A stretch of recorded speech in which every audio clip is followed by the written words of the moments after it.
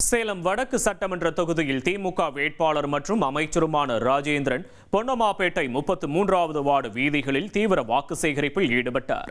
வீதி வீதியாக சென்று கடந்த 5 ஆண்டுகளில் திமுக ஆட்சியில் செய்யப்பட்ட சாதனைகளை மக்களுக்கு எடுத்துரைத்து உதயசூரியன் சின்னத்திற்கு ஆதரவு திரட்டினர்.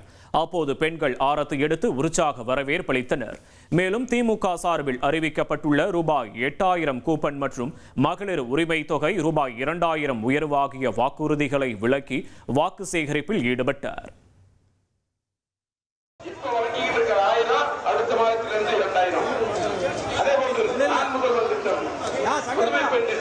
அனைத்து திட்டங்களும் தலைவர் தளபதியால் நடைமுறைப்படுத்தப்பட்டுக் கொண்டிருக்கின்றன.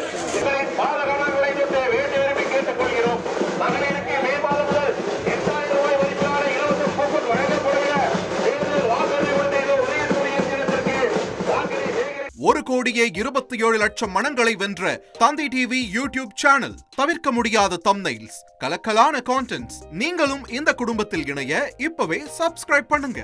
அசுரபலம் கொண்ட எங்கள் டிஜிட்டல் கரங்களில் உங்கள் விளம்பரங்களை சேர்க்க வாட்ஸ்அப் பண்ணுங்க. 8939888378. Email advtthanditv@dttv.in.